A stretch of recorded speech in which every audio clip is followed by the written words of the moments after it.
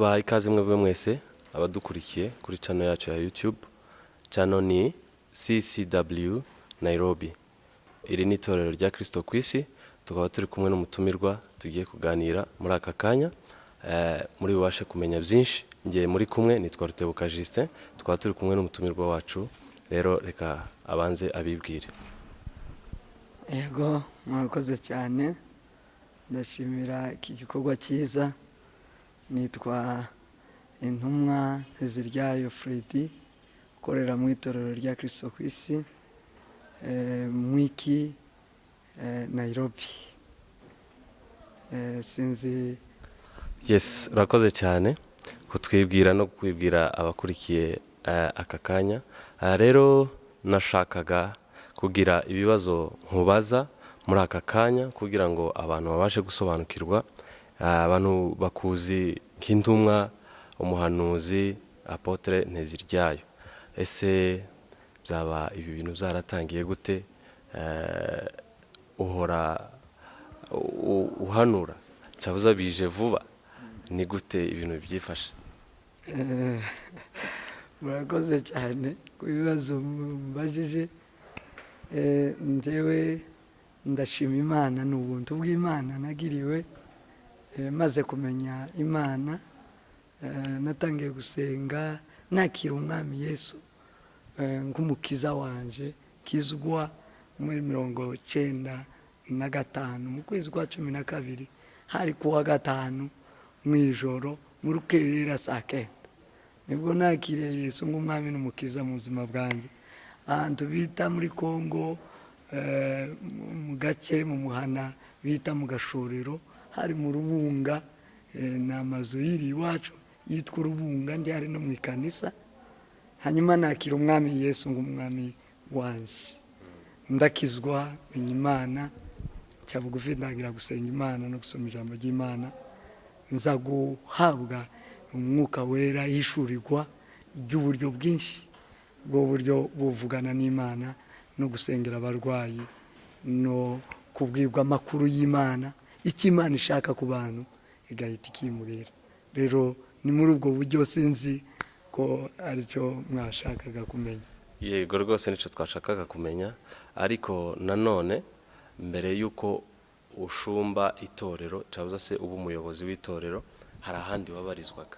Byagenze gute kugira ngo wiyumvemo ko ugomba gufungura itorero?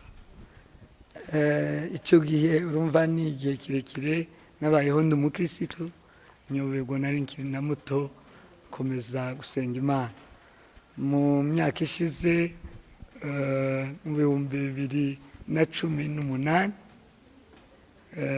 nibwo numvishije rero Imana impamagarira kuyikorera mu buryo bwo kuba umuyobozi ntumwa. Icyo gihe nabibwiwe kenshi, nagiye mbibwirwa kenshi nkiri Burundi, sinabyumva kuko numvaga ari umutwaro uremereye cyane munini kwikorera umurimo w'Imana. Imana ikambwira ngo ndakwizeye ndagutuma, simbyumve.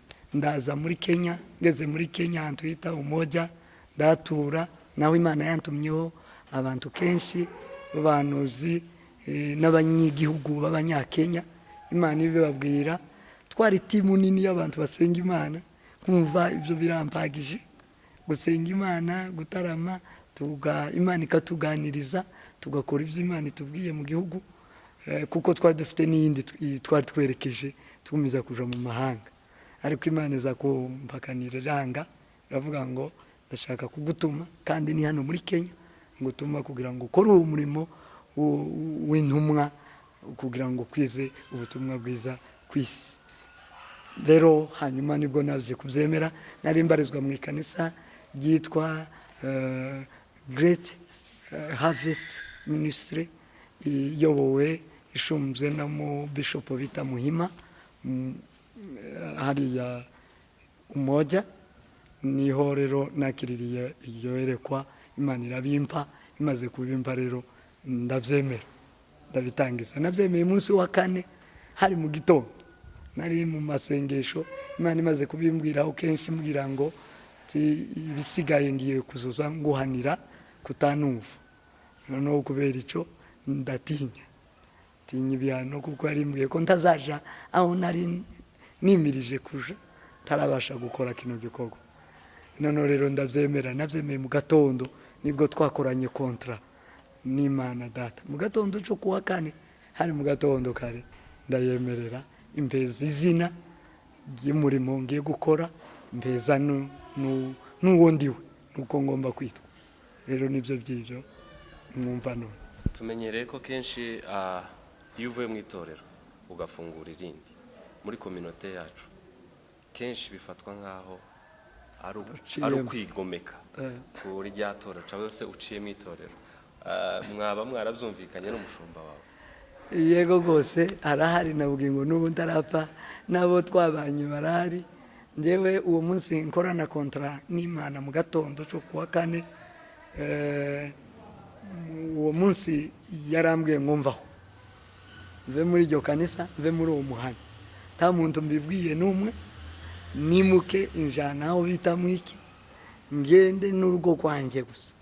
Nimutse n'urugo rwanjye gusa, nababwiye namaze kugera mwiki, ariko umuyobozi wanjye Bishop Muhima n'abapastori n'abashire kubicaza, mbabwira iki Imana yampamagariye, mbabwira iyerekwa Imana yampaye, nishurirwa n'uburyo yampamagaye, n'ibyo yampaye byose, n'izina nahise mbabwira n'izina ry'itorero rya Kristo ku isi, mbabwira Kingdom of God Ministry. Imana yampaye ni umurimo w'ubwami bw'Imana mu itorero rya Kristo. Rero imaze kubimba nahise mbasezera neza, turasezerana, ndaza. Naje nda muntu uzi ko ari kanisa ngiye gutangira, kuko Imana yari yambujije kuritangiriraho kandi no kuribwira abo twari tubana. Ndaza rero taguca mu kanisa, sinoca mu kanisa ry'Imana. Ubwo uwo mu Bishop yagusabiye umugisha aragusezera? Yansabiye umugisha, yabyumvaga kubera ko yari inshuti, twari tubanye neza. Arambwira ngo nindeke iwe abimpe, ndamubwira ngo kera nabihawe n'Imana. Ndaza, arankurikira, aza kunsezerera hano, twarabonanye, yasanze hano, turicarana turaganira, nabwo twasezeranye neza. Ansabira umugisha w'Imana, mubwira mwereka ibintu byose Imana yanyeretse. Arambwira ngo rwose nawe yari yarabibonye, turasezerana neza, ngo gusa ntiyakundaga ko musiga yashakaga ko dukorana kuko twari tubanye neza. Na n'ubu njyayo tubanye neza, barantumira kajayo kubwiriza, dukorana byinshi nabo. Uravuze uti Imana yaragutumye, iguha n'izina ry'itorero, irakubwira ati itorero uzaryite itorero rya Kristo ku isi. Hari abantu benshi bazi iryo zina, ariko iyo baryumvise baribaza ati se andi matorero yose ya Kristo? Ni gute wowe wabonye ko ugomba kuryita itorero rya Kristo ku isi? Yego rwose n'abakirisitu barabimbwira, bambwira ko iyo bavuga ngo ni abakirisitu b'itorero rya Kristo ku isi, ngo barabaza ngo se ayandi matorero yo niki? Narabasubije ndababwira ngo nibo bayazi ayandi bafite, ariko mu by'ukuri ni uko Imana yabimbwiye. Yarambwiye ngo irashaka ko tuba itorero rya Kristo riganisha abantu mu bwami bwo mu ijuru, kuko itorero rya Kristo niryo rifite intego n'umugambi kwamamaza ubwami bw'Imana. Kristo yaje yamamaza ubwami bw'Imana. Rero ni ukuvuga ngo abari muri Kristo nibo bavuga ubwami bw'Imana, abatari muri Kristo Yesu nta bwami bw'Imana bavuga. Rero twebwe Imana yatubwiye iryo zina, sinzi abandi nabo ifite uko yababwiye, ariko twebwe uko yatubwiye ngo tube itorero rya Kristo ku isi ribasha kwagura ubwami bw'Imana ku isi. Rero nuko niko yatubwiye, ivuga ku isi uko yababwiye nabo babisigura, ariko icyo nta n'ahandi naryumvishije. Nanjye nari nzi ko amatorero yose na ya Kristo, koko iri ni rimwe mu matorero n'ishami n'urugingo rumwe mu matorero ya Kristo ku isi. Rero ni ukuvuga ngo arahari, ariko nanjye nari nzi ko abafite andi mazina ariko ari itorero rya Kristo, naho barizwaga nari mu itorero rya Kristo ariko rikitwa Harvest cyangwa se Great Harvest. Ni ukuvuga ngo rero iri ngiri naryo Imana nuko yarimbaye, niko rero turikoreramo. Yaba ari iyihe migabo n'imigambi cyangwa se intego n'intumbero yanyu kuri iri torero?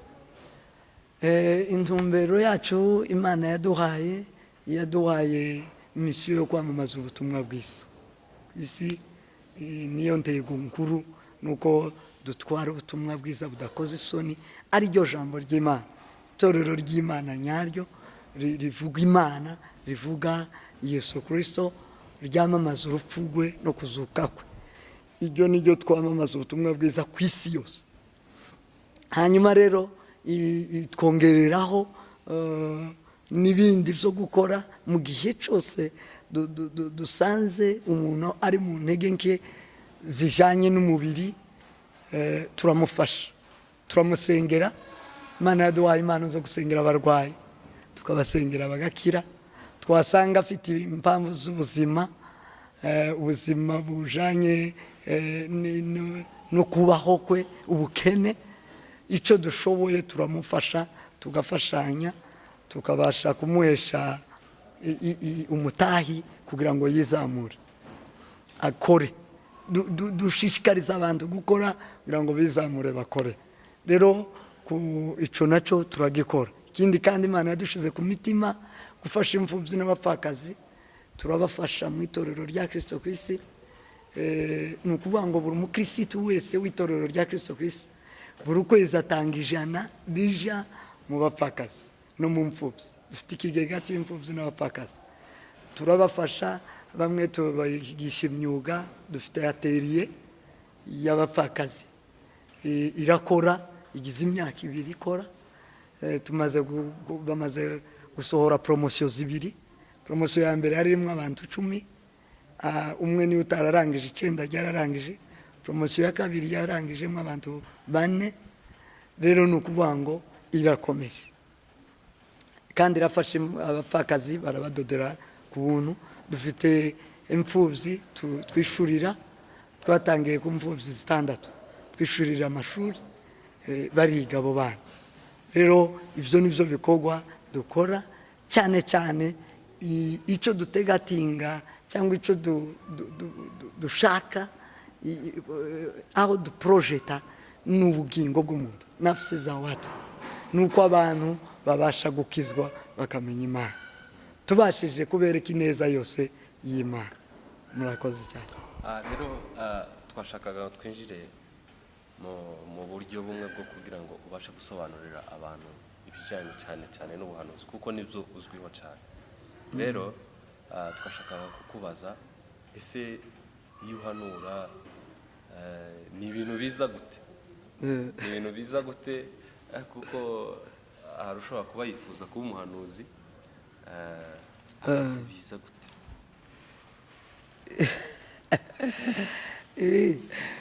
Guhanura ni impano y'Imana. Impano y'Imana, Imana itanga. Iyo Imana ishaka kugira icyo iganiriza abantu, ivugana n'abantu, ivugana n'isi, ifite abo iziyikishamo ikavugana n'umuntu, none uwo muntu agatanga mesaje, ayiheza isi, ayiheza abantu. Nkunda gusenga, umunyamasengesho. Iyo ndimo nsenga numva ijwi ry'Imana, numva Imana iyo ifite icyo ishaka kubwira abantu irambwira. Insanga ndi mu masengesho, kumva ijwi ryayo nkaritegera, karishira mu mutima no mu matwi, rero nkaribwira abandi. Ikindi gihe ni mu gihe nsoma ijambo ry'Imana. Nsoma ijambo ry'Imana kumva Imana iranganirije, iramvishuriye, irambwiye. Rero muri icyo gihe mbibwira abantu. Ikindi gihe ni mu gihe ndyama. Iyo ndyamye nsinziriye, numva Imana iza ikankangura, irampamagara mu izina, usibye ko atari iryo zina abantu bazi. yamara kurimpamagaramwo nkayita. iryo ni irihe zina? Iryo zina sizi ko ari ngombwa cyane. Ikunda kumpamagara ngo Rutungisha. Donc iyi mbamagaye gutyo numva ko ari Imana, kuko iryo zina nanje ubwanje ryari ryaribagiranye ntaryo naringira, ariko ryahoze ari ryanje kera mu bwana. Noneho rero ngeze muri ico gihe cyo kuvuga ngo Imana izinsanga mu ijoro, noneho rero ikoresha iryo zina. Nibwo yampamagaye iryo zina ndayitaba, irambwira ngo iryo niryo zina zoza nguhamagaramo. Rero yimpamagaye icyo ndayumva ikanjana, irashobora kunjana ahandi, ikanyereka, ikansobanurira, ikambwira ibyenda kuba, ikambwira n'icyo tugomba gukora kugira byaba byiza cyangwa bibi, uburyo icyo kintu kiri bushike cyangwa uburyo turi bucimire. Nubwo buryo bwiyerekwa buza ni bwinshi cyane ku bantu bijanye n'uko Imana ibahamagara.